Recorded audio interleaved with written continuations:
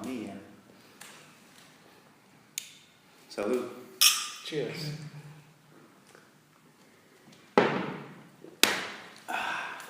Dear Sam, thank you very much for having me, for having you, For having us. for having this interesting thing here at Takt in Berlin. Well, you know, I was a little bit confused about your name. Sam is, of course, not a confusing situation, It's but 3 letters. Genovese, you know, Yeah. I was Googling you. Yeah. And I found maybe your grandfather, or is it family? It's Vito Don Vitone Genovese. You found these mafiosos Yes. on This Google. crime family situation. Yeah. Are you a member of them? Not. Is this? Is are you it- a cop? What's happened? Am I under oath? Just tell us the truth. What's going on? Yeah, they're all there. Yeah. No, I'm not. I'm not related to those people, as far as I know. Yeah, as far as I know, I'm not related to any of them by any stretch. So where are you from then? Are you? Mine are Do you people have are quiet. Italian roots? Mm. Mamma Yeah, mia. my dad's side of the family is from Sicily. Yeah, Wow. yeah, so they're Italian for sure. It's even the same quality than Vito Don Yeah. Vitone. Funnily enough, yeah, yeah. And what kind of beautiful things you got from this Sicilian background? Oh, that's a really great question. Yeah, that's a really great question. You know, it's funny. My dad's grandparents immigrated to the United States, and so his mom and dad were born there. He was in the United States. He was born in the United States, and I was born in the United States. So that makes me third generation. So, you know, I think we're all very American. You know, I think, yeah, I think there's sometimes in America there's a tendency to you know, we like to associate with our ethnic roots in a way, but maybe sometimes it doesn't feel so authentic. You know, I'm definitely born in America and raised in America. Absolutely. Yeah. But you don't have something like you make your own pizza, or you love to go to Italian restaurants, maybe, or I don't think you want me cooking for you. I can open a bottle of wine. I'm pretty good at that. I got that down. Oh, that's cool. Well, that brings me to the next question. You are an experimental sound artist, a composer and filmmaker, and you show your work in albums, short films, opera, installations, and live-free improvisations. Can you tell me when and how you decided to become an artist? What happened? Explain. The story, Now the pressure. Yeah, that word artist is that's a word that I don't know. I kind of feel funny about it, you know, because I feel like I'm constantly figuring things out, and maybe that's just how it is. Why is that? You know, Is this your nature? I think it's my nature. My personality type is such that I'm reluctant to join the team. You know, I always feel like a little bit of an outsider, a little bit removed from whatever's going on. And maybe that's just me trying to stay in a certain comfort zone, but definitely with the music, that's true. You know, I didn't grow up in an artistic or musical family. I didn't really have any mentors or anyone to pattern behavior after, and I never really took up an instrument. You know, when I was maybe 14 or 15, I played saxophone for a year, but that was the extent of it. And so I actually came to music and really sound much later as an artistic interest. Yeah, I was an adult when I came to it. Mm-hmm. Yeah. Okay. Yeah. So there was not something special happening that you decided to go that direction? Something that The direction of sound. Yeah. I studied film as an undergrad, and I have a degree in filmmaking and video and television production. And I got frustrated with the difficulty of filmmaking, in a way. You know, I would write stories, I would write scripts, and then it would come time to produce them, and there was a lot of complexity. You know, maybe it's easier now for people. You know, I didn't have this great access to gear that we have now. And so I started dabbling in music because of that, because I kind of found that, you know, with a laptop, I could do my own little explorations and experiments. And it you know, once you bought the gear, the laptop and the software, it was sort of a sunk cost, and you didn't have to buy anything else. And it was really convenient. It was something I could do myself, and there was no agenda with it. I wasn't really trying to do anything when I first started. I was just exploring and just seeing what was possible and what was there. And I guess that's what hooked me was the ability to make these sounds. And you know, the deeper I went, the deeper I wanted to go. So that's sort of how the sound work started for me. Okay. Yeah. Well, you studied at the Mills College. You have a Master of Fine Arts. Yeah, I have an MFA in experimental music and recording. Yeah. From Mills. Yeah. Well, can you tell me what you learned there the most? What you still use today? So yeah, I went back to.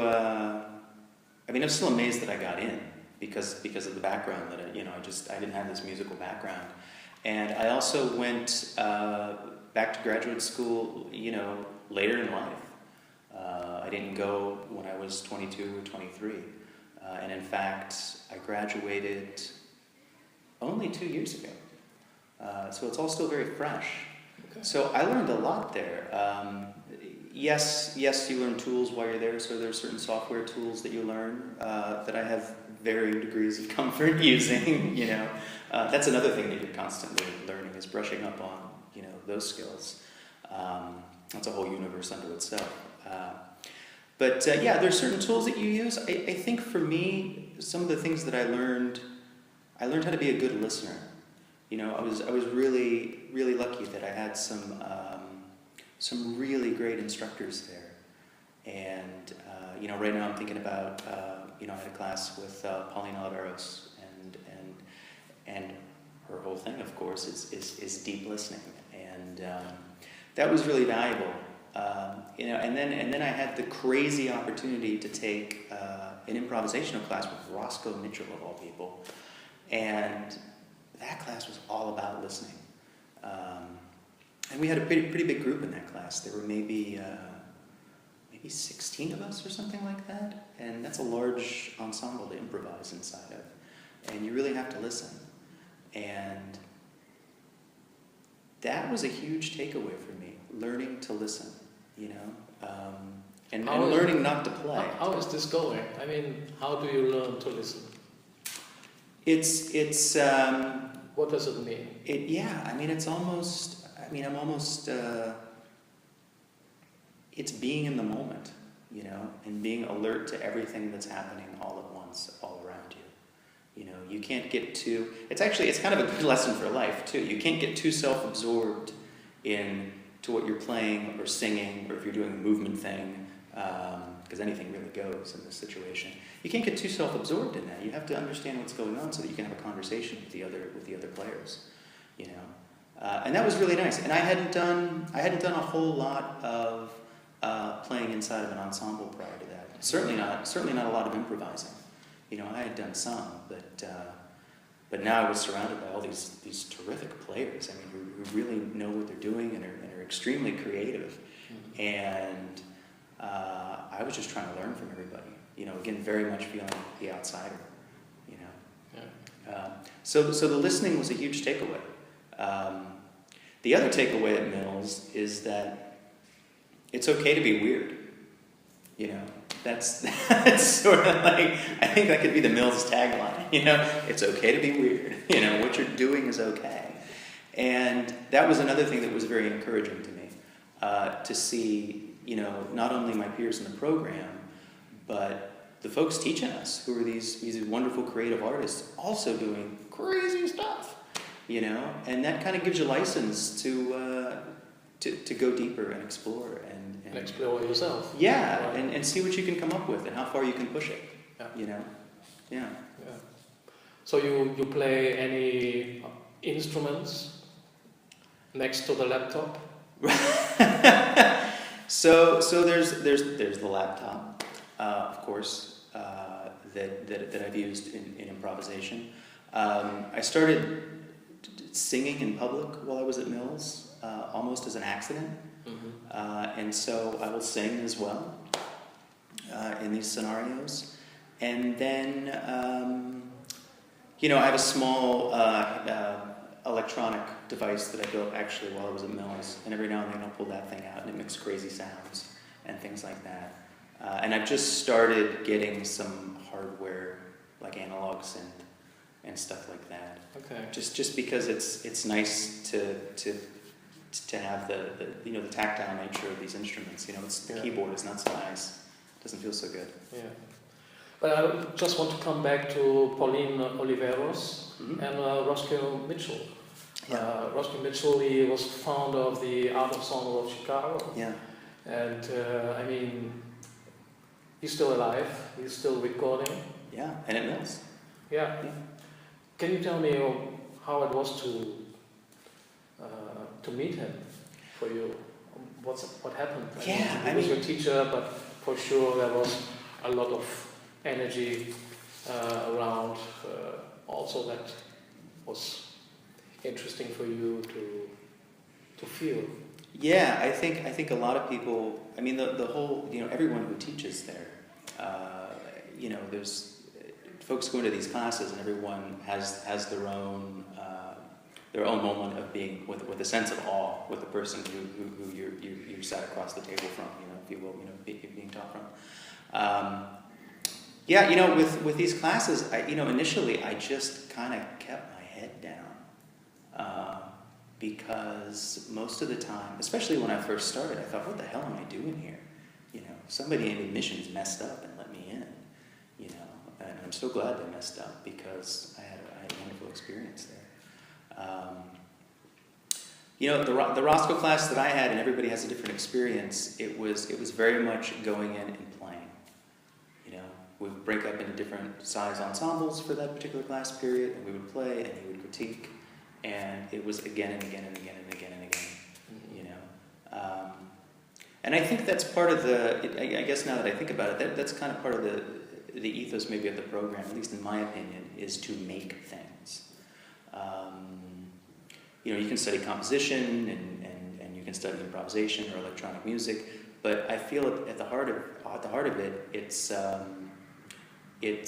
like a studio art program. They want you to come in and make things and to experiment. And theory is important, and theory is there, but the most important thing is to produce work and critique it, and then make more work.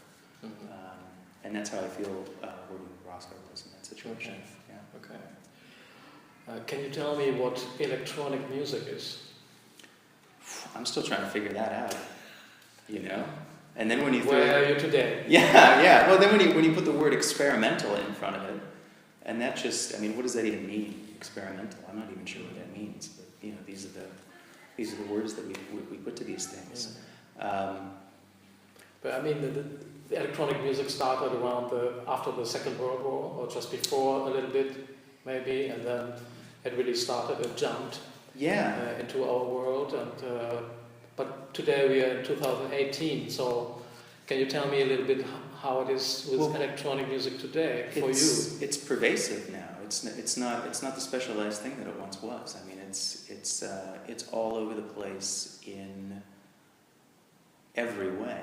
It's from pop music to the sounds that your car makes. When you leave the door open or whatever, it's all some sort of electronic music, we could say, or electronic sound. Yeah. My approach to it is one of exploration. I'm not too interested, at least right now, in making radio friendly pop songs or anything like that. Maybe that's just because I can't do it. If I could do it, I'd be cranking them out and I'd make a lot of money and I'd drive a nice car and go on excellent vacations. But that's not the case. So for me, electronic music is it's kind of a safe place to really explore that's what I try to do in my work, and that's the work that I enjoy listening to. That's not to say that I listen to that exclusively, but that's the kind of stuff that really gets me excited. Something unexpected happens. I think we have unbelievable, beautiful instruments on this planet. Yeah. Acoustic ones, or all manner of things. Yeah. Do you think when it's about electronic music, it's a little bit weird to use that? Besides, we have natural instruments. I mean, is electronic? Oh, natural? To use them together? Yeah. Yeah. Is it a natural instrument in a way? Yeah, I think it is. I think it is natural. I mean, it always comes down to one's facility with the instrument at hand, but no, I mean the mixing of acoustic and electronic instruments is terrific. I love when people do that. Whether those acoustic instruments are being processed in real time via a piece of software or a modular synthesizer or something. It doesn't matter. Just let the instrument be itself and let those sounds come together. Yeah. Yeah. Okay. Well, I just want to jump to this year. Yeah. At least that one here in Berlin, and it looked really special for you because you're first at the Takt Residency here. Yeah. But you also got invited from the Jewish Museum in Berlin, so you are part of this installation there from Misha Kubal. Yeah, that's right. Yeah. How is there a connection between the museum, the Jewish Museum, and Takt for you? It was a lucky thing that I came here for the 3-month residency with Takt. It was a lucky thing that the residency was occurring while this installation was also occurring at the Jewish Museum. So I got to see it.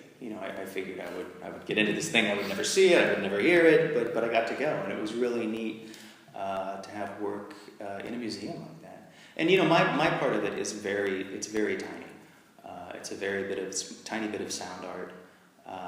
Lots of artists making sound art for this light installation, and I was one of, I'm not even sure how many there are, 100 or something like that, or something like that. Yeah, there are quite a few.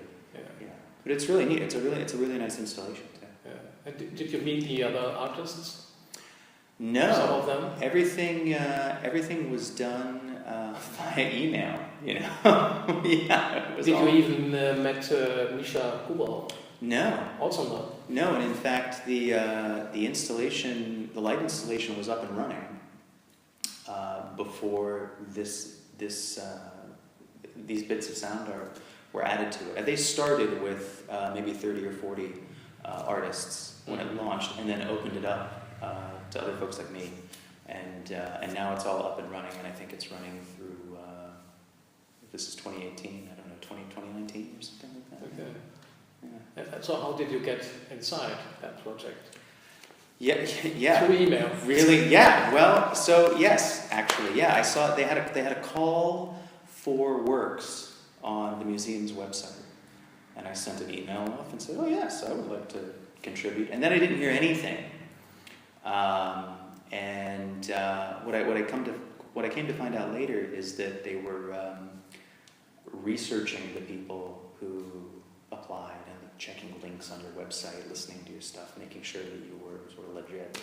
And then I was invited to contribute a piece. And then I think there was even a round of where they judged whether the piece was okay to include in the work. And then they said okay, and that was that. I found them. Okay. I found them. And they liked that. They certainly weren't beating down my door. I can tell you that. Okay. And can you tell me something about the work process for that installation? How did you get started? What was important for you to know before? Maybe how did you get inside the atmosphere? Or what happened at the process? So for me, I read what his intention was for the installation, and his idea of resonance. And then I got online and I searched for images There are these large voids, these large spaces in the museum. Mm-hmm. And I tried to look for images of that to see, okay, what environment are these sounds going to be in? And they were indeed, large, empty spaces, hard surfaces, assuming it was going to be very reverberant. And so, with that knowledge and a few assumptions in hand, I started to craft something that I thought would sound good in such a space. That wasn't too dense so that it could ring out in the room, had some high frequencies that would maybe bounce around in an interesting way, and also that the piece itself included in some way its own sounds of resonance, in there. And that's how I approached it. It's got electronics in it, it has my voice in it. It's heavily processed, my voice. You might not realize it's a voice. And that's how I developed the piece. Mm-hmm. But like I said, it's very short. All the sound pieces in this are no more than 60 seconds long. So they're really turning them over in the space. And it's pretty neat. Yeah. Okay. And when you went there to see, for sure you went there to see and to hear. Yeah. Were you happy? Yeah, I mean, I'd like to say that I walked in the room and my piece was playing just perfectly timed. That did not happen. And in fact, I didn't get to hear my piece play in the room. But I heard a lot of really interesting things, and different from my approach, which is great about something like this when you have that many people contributing. All kinds of different approaches. So that was really neat. Yeah, I enjoyed it. Yeah. So you were happy and glad and proud, and you felt good. Oh, absolutely. I mean, this was my first time having any of my work in an actual museum. Mm-hmm. Which for me was a big deal, even though my part is a small part of a larger work. That was a nice thing. That was pretty neat. And I maybe someday I'll have the opportunity to put other work in a museum or just anywhere, really. But did they also pay you good? No. They didn't pay you? No. Did I miss something? Did we miss something? I don't know. I make experimental electronic music. Getting paid is not usually part of the plan. Okay. It's good to know that. Yeah. Okay. Yeah. We will come back to this later. Why don't you make me cry? But can you tell me how you got into Takt, to the residency? Yeah, what was happening for you to come here, to knock at the door and say, I want to work here, stay here? I did kind of knock at the door. I found Takt online. Again, online, right? This is where we find things. And I started the residency. This is June. I came here in April for a 3-month residency. But I was in Berlin in the fall, so end of October, beginning of November. I was here for about 10 days to attend a music conference and to just kind of be a tourist. And it's fun. Be a tourist. Check things out. I can't believe that. Well, I'd never been. I'd always wanted to go to Berlin, and I was like, well, here's my chance. And so while I was here, I thought, well, I should see if I can set up a meeting with the Takt folks. And I emailed Antje, and she said, yeah, come by the studio on this evening. And I did, and we talked for a bit. And that's how I came to know her and the program. Was just really knocking on the door, and just sort of inserting myself in the situation. Yeah. And it was a good thing. This has been a really good residency and a really good time in Berlin, and I feel fortunate for being invited to come and work on new work on a new project. Yeah.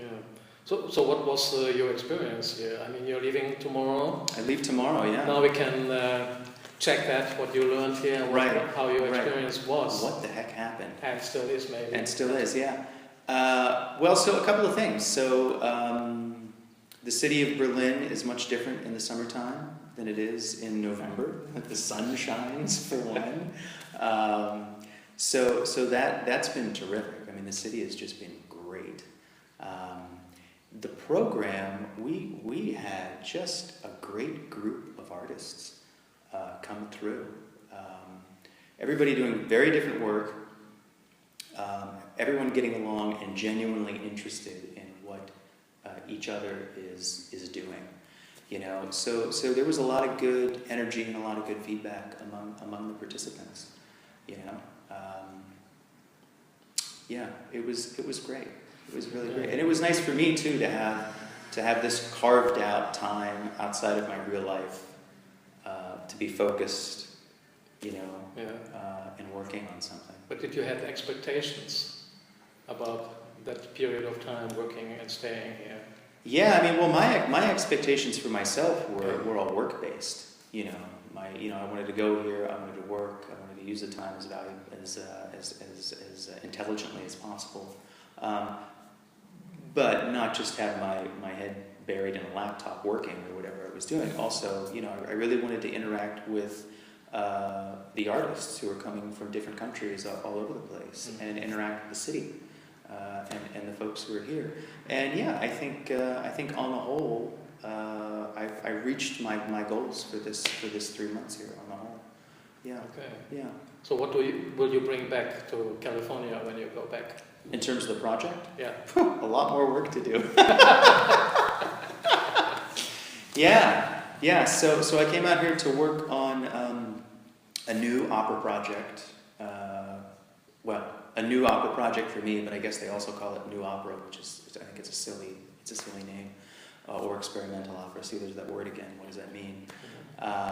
So that's what I worked on here. I wanted to finish the libretto while I was here, which I did. I have a very solid rough draft of that. So I'm leading with that. I'm leading with a lot of ideas, really carefully written down ideas, and thought out ideas about staging and lighting of the production, and how I'm going to use video projection, and how I'm going to use lights to help tell the story. You know, because I want everything to be integrated. And I started working on the music a little bit, but I found there was so much to be done with the writing of the story. And I find for me that I have to have the story written fully and completely before I can move on to the next part, because the words inform the sounds, and the sounds inform the lighting, and it's all connected.